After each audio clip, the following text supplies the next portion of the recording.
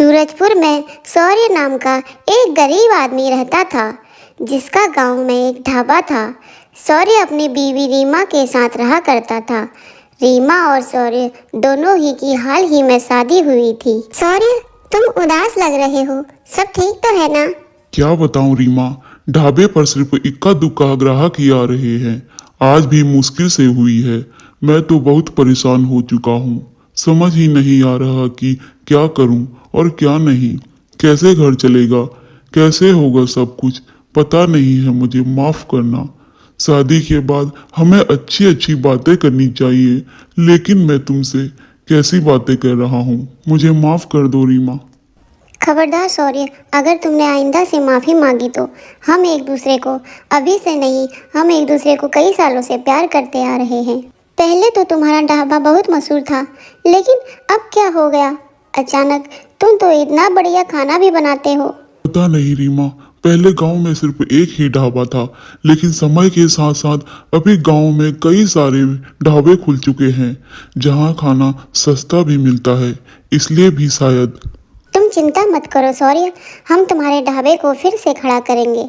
रीमा शौर्य को एक सुझाव देती है। शौर्य, हम ढाबे पर ऑफर रखेंगे, डिस्काउंट रखेंगे। इन सारे मार्केटिंग स्ट्रेटजी से हमारा ढाबा फिर से चल पड़ेगा, देखना तुम जो कह रही हो वह सब तो ठीक है, लेकिन बस यह स्ट्रेटजी काम कर जाए। रीमा और शौर्य अपने ढाबे के बाहर ऑफर और डिस्काउंट का बोर्ड लगाते हैं। उन्हें उम्मीद थी कि ग्राहक उन बोर्ड्स को देखकर ढाबे का खाना खाने जरूर आएंगे, लेकिन अफसोस, ढाबे पर उस दिन भी कोई नहीं आया। वे लोग बहुत दुखी हो जाते हैं। देखा रीमा, मैंने तुमसे कहा था ना, हमारी मेहनत कोई रंग वंग नहीं लाएगी। निराश मत हो शौर्य, सब ठीक हो जाएगा, बस हिम्मत रखो। अगर यूँ इतनी आसानी से हार मान ली जाए तो कैसे चलेगा, बताओ? तो फिर क्या करूं, मैं थक गया हूँ। अब मेरे पास एक आइडिया है जो ग्राहकों को खींच कर लाएगा। वो ये है कि हम अपने दोस्तों और आसपास के लोगों को अपने ढाबे पर बैठाकर खाना खाने के लिए बोलेंगे और पूरा ढाबा भरा भरा हो जाएगा ना, जिसे देखकर सब लोग हमारे ढाबे पर आने का मन बनाएंगे। रीमा, ये तो बहुत अच्छा आइडिया है। इससे बहुत अच्छी मार्केटिंग हो सकती है, क्योंकि हम साइकोलॉजिकली सोचे तो हम उसी जगह जाते हैं जहाँ ज्यादा लोग हों, क्योंकि भीड़ देखकर ही हमारा मन में एक विश्वास बैठ जाता है कि वह जगह सही है। शौर्य और रीमा दोनों इस ट्रिक को अपनाकर अपनी गली, मोहल्ले और पड़ोसी अपने दोस्तों को ढाबे में खाना खाने के लिए बैठाते हैं, ताकि बाहर के लोग ढाबे को भरा हुआ देखकर अंदर आने के लिए सोचें। चिंता मत करो शौर्य, हमारा ये प्लान जरूर काम आएगा। I hope so Reema. Reema और शौर्य काफी देर तक इंतजार करते हैं, लेकिन कोई नहीं आता। शौर्य की आंखें नम हो जाती हैं। वे अब दुखी होकर ढाबे को नुकसान झेलते हुए नहीं देख पाता, ढाबे को बेच देता है। वह दोनों उस गांव को छोड़कर जाने का तय करते हैं। क्या हमें यहाँ से जाना होगा? हाँ रीमा, अब हम यहाँ नहीं रहेंगे। गांव में मेरे फूफा जी और बुआ जी रहते हैं। माँ पापा के जाने के बाद उनने ही मेरे देखभाल की है। मैं अब गांव में ही सेटल होना चाहता हूँ। ठीक है शौर्य, यही ठीक रहेगा। शौर्य और रीमा गोवा चले जाते हैं, जिसके बाद वह अपने फूफा जी और बुआ जी नीलिमा से मिलते हैं। जब वह फूफा जी को अपने ढाबे के बारे में बताते हैं, तभी अरे सॉरी बेटा, यहाँ गांव में तो तुम अपना ढाबा खोल ही नहीं सकते, क्योंकि यहाँ के खाने का ही कुछ और है।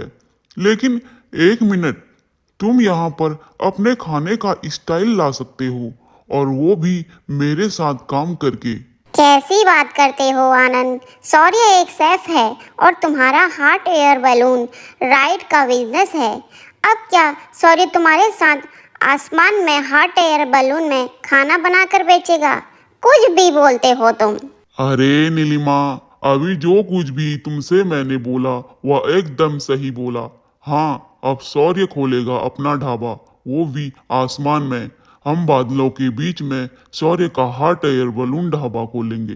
फूफा जी की यह बात सुनकर सभी चकित रह जाते हैं। और होए भी क्यों ना, भला आसमान में भी कोई कैसे ढाबा खोल सकता है? फूफा जी, ये आप क्या कह रहे हैं? आसमान में, और वो भी हॉट एयर बलून ढाबा? ये कैसे मुमकिन हो सकता है? हाँ फूफा जी, मुझे भी यह बात कुछ समझ नहीं आई। अरे मेरे लाल, जैसे हर एक सवारी में बैठने के बाद लोगों को उस समय का मजा उठाने के लिए कुछ न कुछ खाने को लगता है, वैसे ही हॉट एयर बलून की राइड करते समय भी मेरे कस्टमर काफी चीजों की क्रेविंग करते हैं और मेरे हॉट एयर बलून में बहुत स्पेस है। तुम अपने खाने के चार्जेस डबल कर दो, देखना ग्राहक आसमान में खाना खाने के लिए जरूर खर्चा करेंगे। वाह फूफा जी, तुस्सी ग्रेट हो, एकदम सॉलिड आइडिया दिया आपने मुझे। भगवान करे ये आइडिया काम कर जाए। हाँ बुआ जी, लगता है भगवान भी यही चाहते थे, इसलिए सौर्य और मुझे यहाँ गोवा ले आए।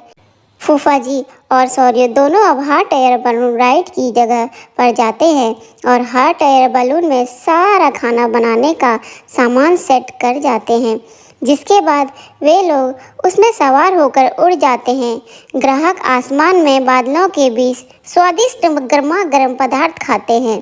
तभी एक कस्टमर बोलता है, दोस्त, इस फैनुमल और बादलों के बीच बर्गर खाने का यह कभी सोचा नहीं था मैंने। थैंक यू सॉरी भाई साहब, इस हॉट एयर बलून ढाबे में बहुत मजा आ रहा है। सच कहूँ तो उड़ते हुए सवारी लेने से ज्यादा मजा तो आपके हाथ के यमी यमी डिशेस खाने में आ रहा है। Thank you so much. धीरे धीरे सौर्य का हॉट एयर बलून ढाबा ऊंचाइयां छूने लगा। लोग फोटोज और वीडियो क्लिक करके सोशल मीडिया पर पोस्ट करते, जिससे सौर्य काफ़ी फेमस हो जाता। ये देखो सौर्य, तुम्हारे हॉट एयर बलून में आने के लिए लोग अभी से बुकिंग करना शुरू कर दिए हैं। और तो और पिछले 2 दिन से तुम पूरे इंटरनेट पर ट्रेंड हो रहे हो।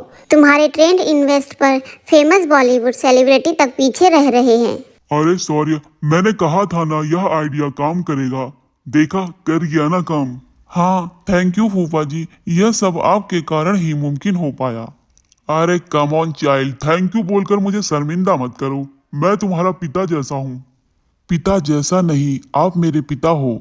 आई लव यू फूफा जी, I love you so much. Balloon में बैठकर खाना खाने के लिए अब सुनहरा एक्सपीरियंस लेने के लिए दूर दूर से लोग आने लगे। बहुत ही अलग एक्सपीरियंस है, ऊपर से आपके हाथ का खाना माइंड ब्लोइंग। मन तो कर रहा है कि यहीं बादलों में रुकूं और आपके हाथ का टेस्टी टेस्टी डिशेस खाना खाऊं। आप ऐसा भी कर सकती हैं मैम, किसी ने आपको रोका नहीं है। सॉरी, इतना फेमस हो जाता है कि लोग उसके पास इंटरव्यू लेने जाते हैं और तो और टीवी के रियलिटी शो में भी उसे बुलाया जाता है।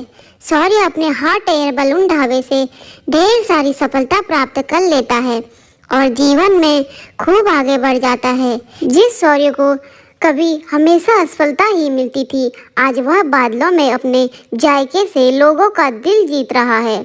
जीवन में हमें भी हार माननी नहीं चाहिए, हमेशा कुछ न कुछ नया हटके करना चाहिए।